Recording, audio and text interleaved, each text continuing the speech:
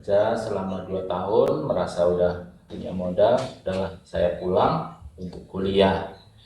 Namun kala itu saya ingin kuliah di jurusan yang sesuai keinginan hati saya, yaitu di elektro. Namun ternyata dengan modal keuangan yang saya bawa itu nggak cukup. Menjadi vegetarian tuh terkadang motivasinya bukan karena vegetarian beneran, tetapi karena terkadang ada makanan daging gini, ada makanan daging bisa tersedia di meja oleh abang apa kakak yang masak gitu kan, tapi rasanya lebih baik untuk anaknya sajalah, saya makan yang sayur aja gitu. Jadi waktu saya kuliah itu saya vegetarian. Kalau ditanya kok nggak mau makan daging, karena saya vegetarian. Meskipun sebenarnya ingin juga gitu, cuman itu juga yang membuat saya vegetarian waktu itu. Ya, itu juga yang saya sampaikan kepada mereka yang di lapas yang sudah terkena narkoba atau bahkan menjadi bandar. Ayo kita itu sekarang menjadi manusia itu memiliki kesempatan yang berharga. Terlahir sebagai manusia itu sulit loh. Nah, kalau sudah sulit, udah berharga seperti ini, kita gunakan sebaik-baiknya.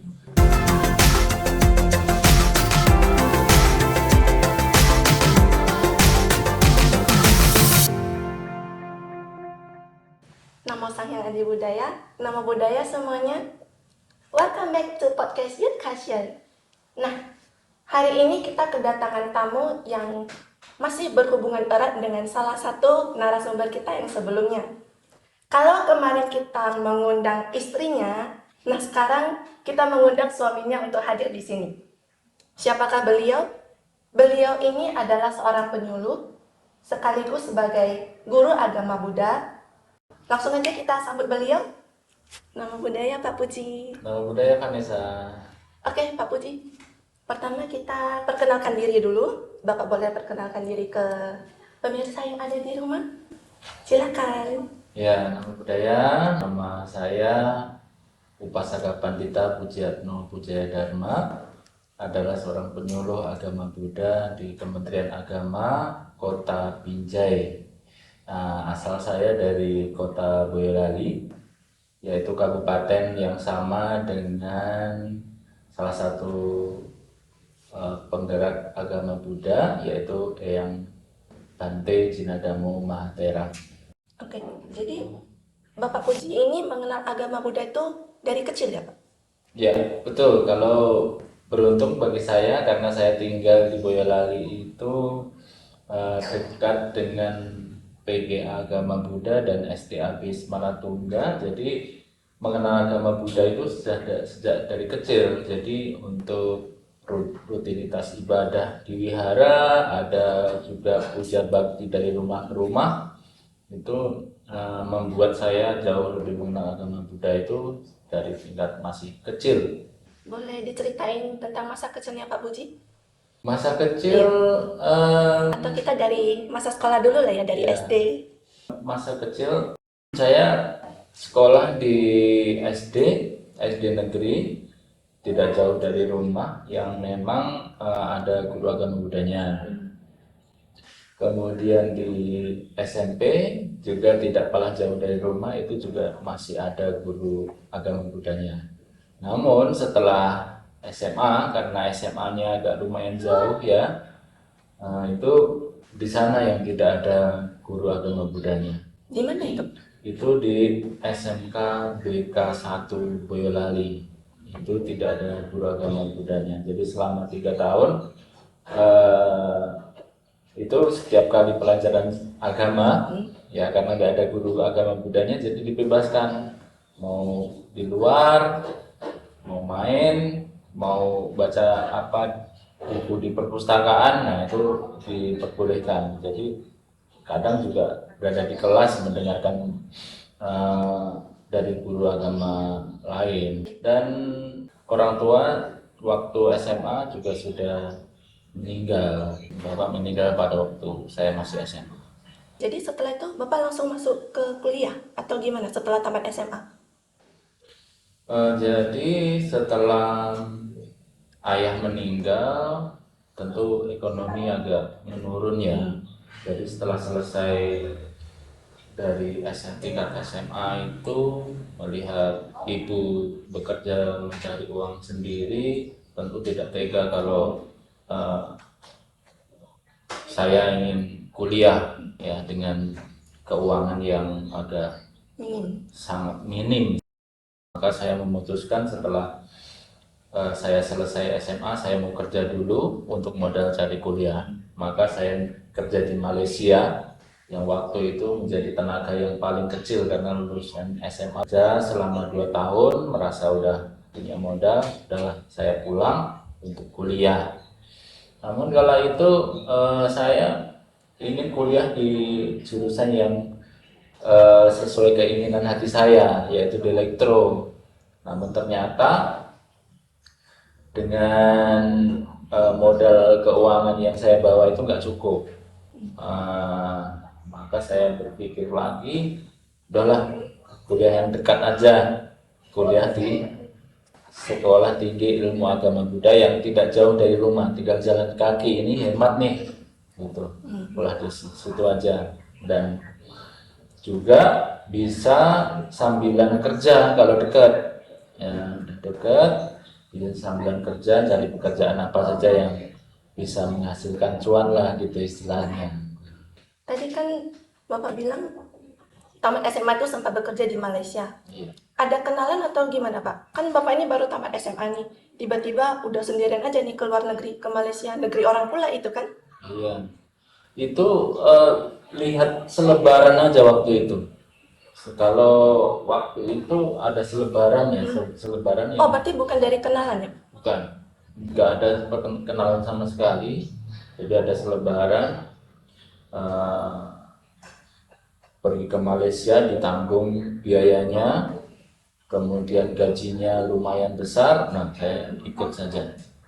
Meskipun agak rasa takut-takut ya, cuman Iya pasti. karena desakan ekonomi segala macam udah saya beranikan diri dan akhirnya berani dan bertahan hingga habis kontrak, yaitu 2 tahun. 2 tahun. Tuh. Bekerja sebagai apa ya Pak di sana kalau boleh tahu? Saya di sana bekerja di PT Xinjiang Plywood Bintulu, itu di perusahaan kayu lapis. Namun saya bekerja sebagai supir forklift ya, Forklift. yang ngangkat-ngangkat Oh, yang kayak garpu itu. Ya kayak garpu itu. Kan tadi Bapak sudah balik ke Indonesia, masuk kuliah di elektro ya, di jurusan yang Bapak ingin ya. Terus itu bagaimana Pak? Mohon maaf nih, kan tadi awalnya kan Bapak kekurangan dana untuk kuliah. Nah, jadi ini sekarang sudah ada dananya dari mana itu Pak? Sebenarnya bukan pertimbangan ada dana ya, cuman karena di kuliah di elektro itu jaraknya agak jauh, perlu transport, jadi ada banyak biaya lebih kalau di situ.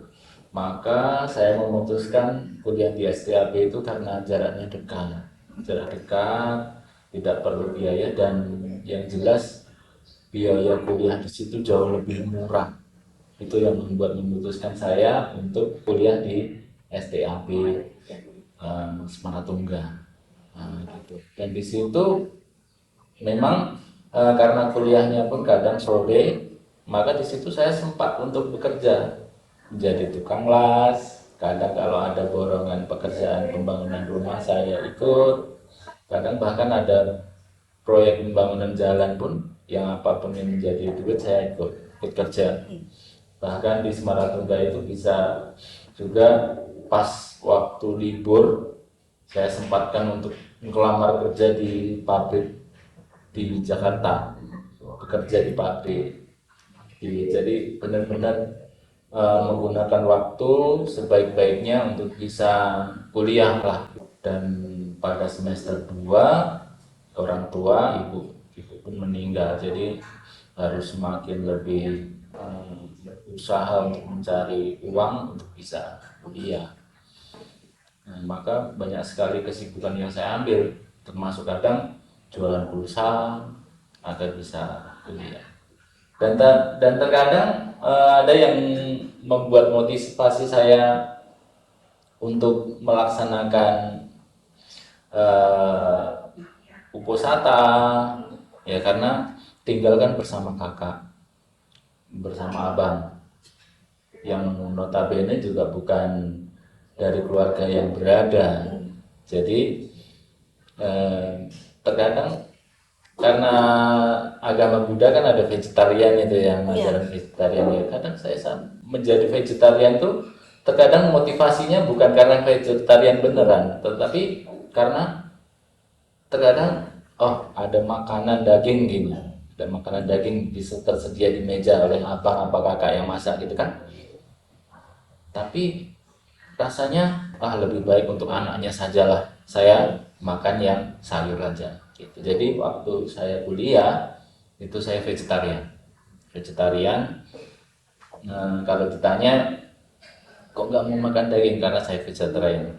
Meskipun sebenarnya ingin juga gitu, cuman itu juga yang membuat saya vegetarian waktu itu. Itulah cerita masa saya kecil. Nah Pak, jadi setelah tamat kuliah itu bagaimana Pak? Nah, ini dia yang cerita lucunya waktu itu. Jadi setelah selesai ujian skripsi, sidang skripsi dan ujian tertulis, itu saya mendapatkan kabar ada lowongan guru yang diberitahu oleh Bantenya Nasrullah Nadi Mahatera waktu itu, bilang kalau Sibolga butuh guru, mau nggak mengajar di Sibolga. Terus terang saya langsung menjawab, siap Bante, dengan senang hati. Ya meskipun waktu itu saya masih mendapat borongan untuk gali tanah, membuat septic tank. Oke Bante, saya selesaikan dulu tugas saya Bante. Siap, itu saya ke sana.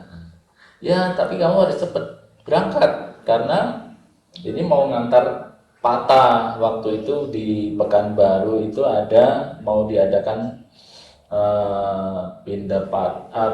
Pabaja sama Nera di masa liburan sekolah. Jadi sekalian ngantar patah untuk dibawa ke wihara di Pekanbaru.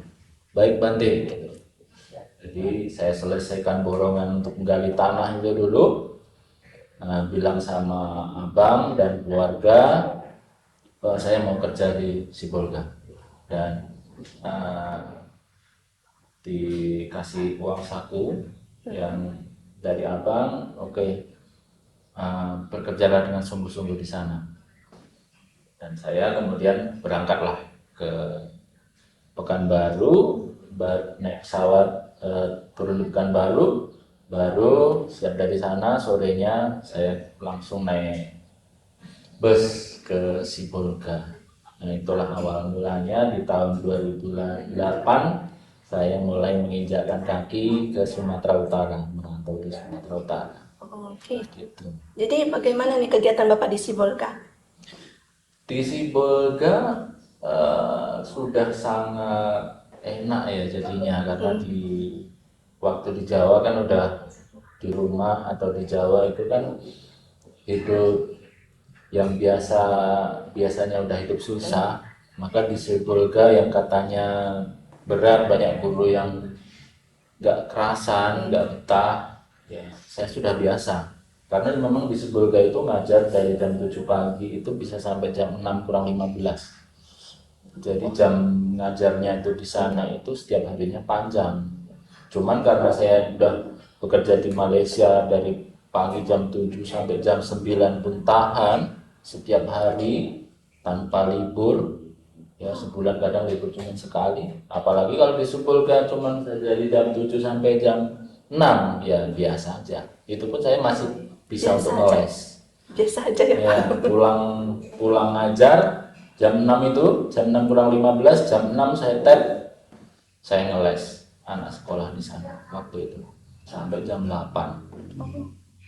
Ya terkadang kalau ada yang meninggal, Pujalaya juga mimpin Pujalaya, ada yang menikah juga memberikan pelayanan pernikahan. Jadi kalau menjadi guru di Sibolga itu harus totalitas pelayanan semua dilaksanakan. Namanya guru kalau di sana udah sekalian menjadi pandita. Meskipun kalau itu belum menjadi pandita saya. sudah melakukan pelayanan seperti itu. Oh, bisa ya Pak, berarti dari hanya guru aja bisa melakukan. Ya, itu kalau di Sibolga istilahnya mau tidak mau karena kekurangan kan. Mau manggil yang dari Medan juga tidak mungkin.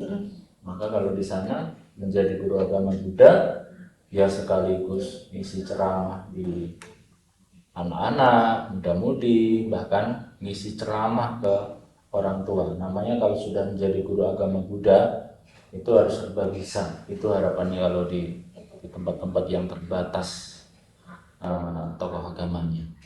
Gitu. Oke. Nah Pak, kan kemarin kan kita pernah mengundang Bu Iji ya ke Ya. sini. Dari cerita beliau kan ada disenggol sedikit lah mengenai Pak Puji.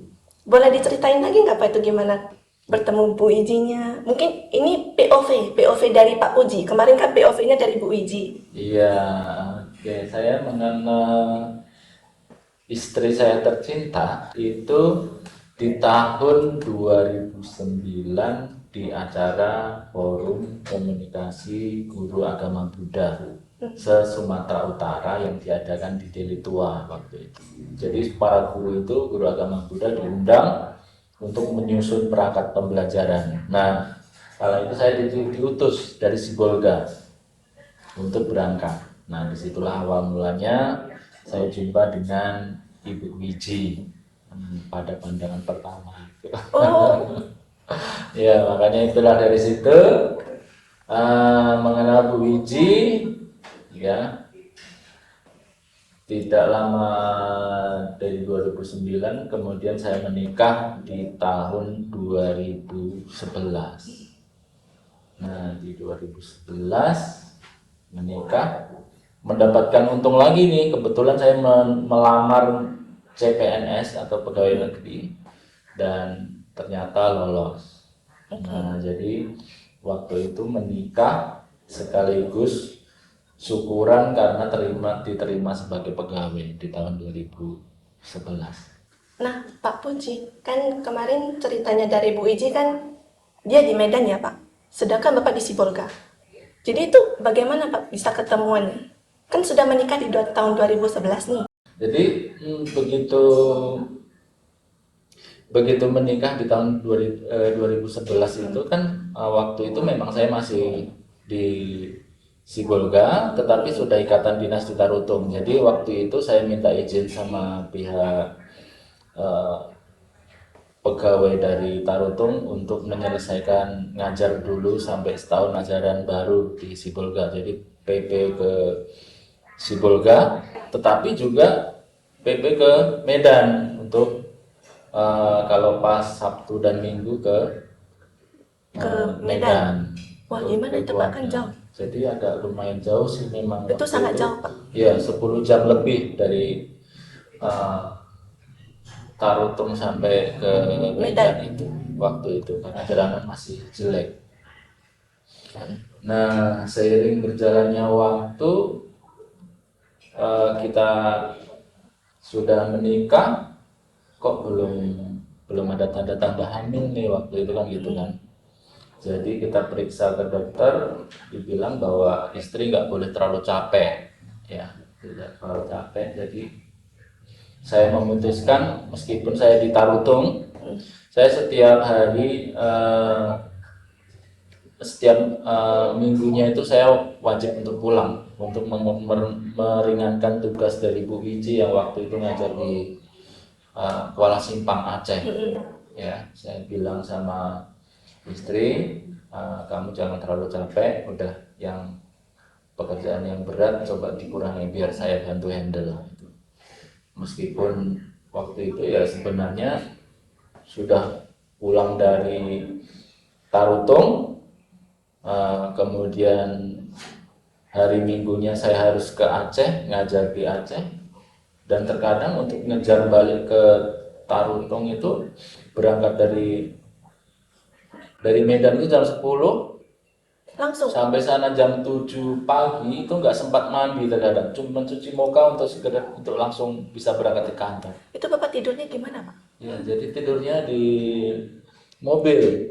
Di busnya? Iya, dan yang paling berkesan dan teringat itu waktu itu yang paling menyedihkan ketika perjalanan ke sana dan kita mengalami diare itu pernah harus menahankan eh, pemberhentian mobil itu di perapat gitu ya, harus nunggu sekian jam dulu baru berhenti. Itu udah keringat dingin yang luar biasa. Waduh, tidak bisa dibayangkan ya. Iya, iya, iya. Tidak bisa. Itu 10 jam ya. Itu perjalanannya 10 jam. Perjalanan Dan 10 harus jam. dan harus ditahan.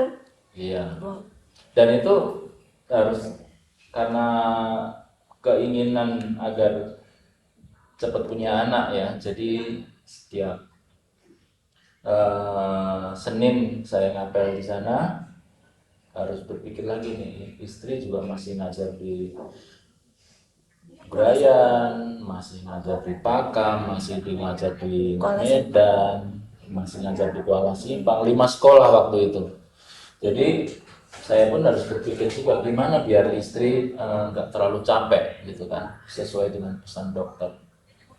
Masih kecapean katanya. Jadi kemudian saya juga, karena kebetulan di Tarutung pun waktu itu tidak banyak tugas dan tidak ada wihara di sana yang bisa dibina, maka begitu selesai Senin itu, begitu selesai tugas di sana administrasi, saya malamnya langsung balik ke Medan, dan Selasanya saya itu setelah mendengar kabar bahwa istri positif hamil, harus mengurangi aktivitas, itu saya memutuskan oke, kalau gitu yang di Pakam, yang di Brayan, yang di Medan maupun di Aceh sementara waktu hamil ini saya handle. Jadi pulang dari Tarutung, Selasa itu saya langsung ngajar di Brayan. Nah, kemudian Rabunya ngajar di Pakam, ngajar di Medan. Minggunya saya ke Aceh, dan Seninnya saya harus balik lagi ke Tarutung. Seperti itu ya, seperti itu. Setiap harinya. Setiap harinya. Selama berapa lama itu, Pak? Itu selama masa kehamilan. Kira-kira hampir setahun lah ya. Hampir setahun seperti itu. Bapak nggak drop itu, Pak? Setahun itu pernah sebulan 2 kali masuk rumah sakit gara-gara tipes. Oh ya. Itu yang kemudian tetapi untungnya setelah istri melahirkan itu juga ada nilai positif juga. Kemudian kan saya ada kabar untuk ditarik ke Medan, ke tempat yang dekat, karena di sana ada tidak ada pembinaan yang bisa dilakukan, sementara di Medan lebih membutuhkan. Jadi ketika anak pertama lahir itu saya sudah pindah ke Medan. Ke Medan. Iya. Bapak ini udah ngajar di berbagai tempat, yang kan tadi udah menggantikan Bu Wiji ya selama masa kami sampai masuk ke rumah sakit pula, sebulan 2 kali. Jadi apa sih motivasi Bapak itu untuk bekerja sampai sebegitunya? Mengapa saya ngajar sedemikian banyak, demikian juga istri ya, dan tidak mau kami lepaskan untuk tidak ngajar, itu ya salah satunya karena keprihatinannya saya terhadap banyak sekolah yang tidak ada guru agama Buddhanya. Dan tentu itu juga waktu saya sekolah di Jawa juga tidak ada gurunya, itu rasanya kayak seekor ayam yang tidak ada induknya. Jadi sangat kasihan kalau sempat tidak ada yang ngajar. Maka meskipun terkadang saya bilang sama gimana ya, hitung-hitungan sama istri ya, kita kadang kalau malam kita ngomong-ngomong, ngobrol, bercerita, gajinya sekian, untuk transportnya aja sekian. Kadang gaji itu nggak tertutup kadang untuk transportasi, tapi itu kami sama istri tetap semangat untuk mengajar itu karena keprihatinan saya dan istri. Kasihan kalau ada murid yang beragama Buddha, apalagi banyak tapi nggak ada gurunya. Itulah makanya kami tetap berusaha untuk menjadi guru meskipun di beberapa tempat. Dan kadang pernah sampai sepeda motor itu terjual, ya. Tapi untung selalu ada rezeki, ya. Sepeda motor saya jual, ada dapat kereta dinas, ya. Pasti selalu ada jalan lah gitu. Nah, dan terkadang pun ada siswa yang tidak bisa bayar sekolah, ya meskipun kami pun juga sebenarnya minus ya, tetapi ada karena keinginan dan niat kita untuk membantu dan kita bantu. Ya, kita jalanilah sama istri, namun ya rezeki akan selalu ada. Oke. Ada nggak sih Pak yang paling berkesan bagi Pak Puji ini selama mengajar menjadi guru? Berkesan menjadi guru yang menghadapi anak-anak yang bandel, ya, tapi itu adalah hal yang wajar sih, hal yang biasa, tidak begitu menjadi masalah.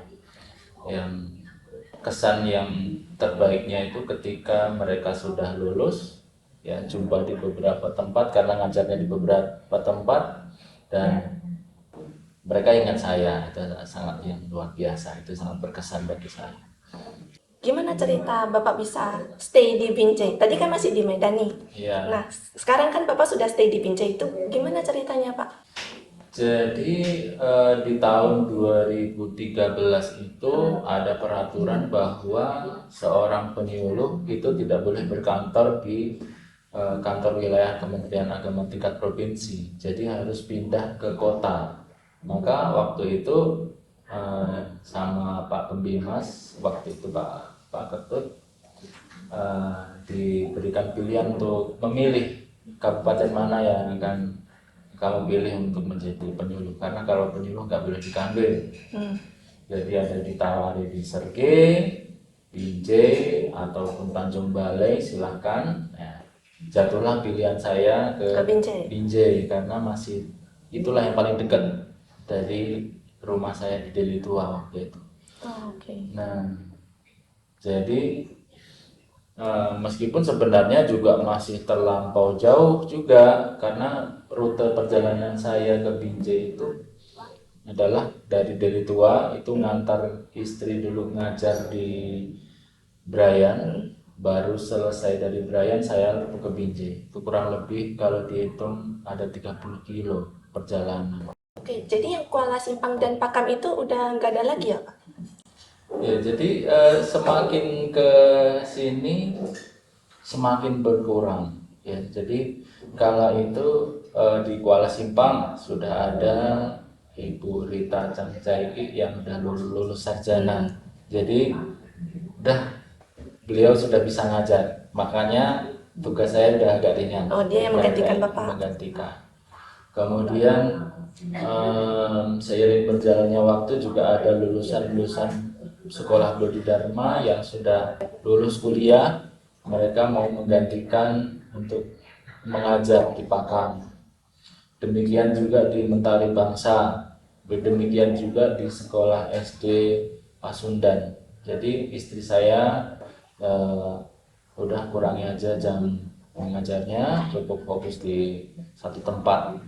Ya, jadi setiap hari saya hanya ngantar ke Brayan dan kemudian ke Binjai, semakin berkurang lah gitu. Nah Pak, Bapak kan tadi cerita soal dari Deli Tua ke Binjai itu kan 30 km ya, PP lagi setiap hari berarti 60 km ya.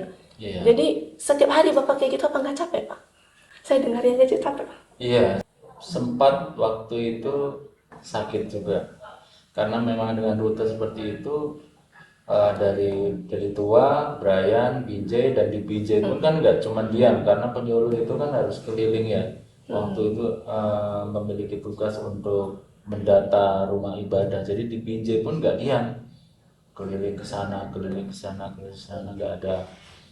Selalu aja ada tugas dari kantor, hingga membuat waktu itu berjalan hingga di tahun 2015 itu kemudian fisik mulai melemah, jadi terjadi pengaturan tulang belakang yang mengharuskan harus mengurangi kegiatan.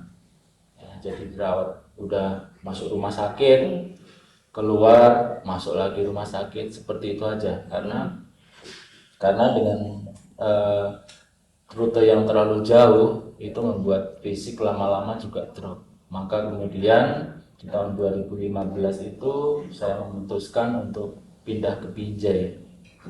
Nah, pindah ke Binjai, kita kontrak rumah sederhana di Binjai. Nah, istrilah yang kemudian dia berkorban untuk jauh. Dia yang menjauh karena untuk tetap mengajar di Brayan. Itu berjalan kurang lebih 1 tahun baru kemudian istri mendapatkan tempat pekerjaan di Maju Binjai, di Binjai juga, sama-sama di Binjai. Nah, kegiatan Bapak sebagai penyuluh itu apa aja ya? Nah, penyuluh ini memiliki tugas sebenarnya di kantor itu banyak ya, karena penyuluh itu selain mengumpulkan data wilayah binaan, kemudian di kantor itu selalu ada mewakili dari setiap agama, itu ada kegiatan dari undangan dari Pemko, dari Baspom Limas, kemudian kadang mewakili ke provinsi, dan di sela-sela itu di setiap hari Selasa dan Rabu saya menyempatkan untuk mencari mana sih sekolah yang tidak ada guru agama Budanya, ya, karena basic saya dulunya juga guru kan, jadi mencari, oh ternyata di Binjai ini banyak sekali sekolah yang tidak ada guru agama Budanya, dan sangat disayangkan kalau ada sekolah dan muridnya banyak, ya, nggak ada gurunya. Maka di setiap hari Selasa dan Rabu saya menyempatkan untuk mengajar di sekolah Gajah Mada, meskipun masih ada tempat yang lain yang nggak ada gurunya juga, cuman karena waktunya udah padat, karena Senin saya wajib di kantor, Selasa dan Rabu sudah mengajar di Gajah Mada, Kamis di Lapas Binjai, kemudian Jumat itu wajib di kantor, termasuk ngurusin gaji para guru agama Buddha, termasuk gaji saya sendiri, juga membuat laporan. Kemudian Sabtu saya kadang ke Lapas Hinai, dan minggunya saya pembinaan di Wihara Karo, bergabung dengan tim Darlin. Itulah kesibukan saya selama menjadi penyuluh di agama Buddha Kota Binjai. Masih padat juga ya Pak? Masih tetap padat, tetapi sudah diberitahu untuk mengurangi kegiatan, tapi tetap padat juga. Masih padat, tetapi sudah jauh lebih berkurang. Ya, sangat banyak sih berkurangnya, dan itu masih bisa dilakukan karena tempat tinggalnya sudah di Binjai, dan lingkupnya kalau ke Wihara Karo pun ya masih terjangkau lah, tidak seperti dulu, dan nggak perlu lagi ngantar istri sampai ke Brayan kan gitu kan, jadi sudah bisa agak dekat. Kan tadi Bapak cerita soal lapas ya Pak, itu kan banyak narapidana. Waktu Bapak pertama kali ke sana itu perasaan takutnya itu ada nggak? Masih ada ya? Pasti, apalagi pertama kali saya masuk lapas itu, kala itu pembinaan di Lapas Tanjung Gusta, itu ada napi yang karena pembunuhan, itu agak serem juga. Cuman ya karena udah menjadi tugas dan tanggung jawab saya, nah untuk ikut menyadarkan istilahnya, udah jalani saja, dan lama kelamaan sudah biasa dan enjoy, menikmati, semakin membuat saya malah merasa menjadi bersyukur bisa memiliki kesempatan untuk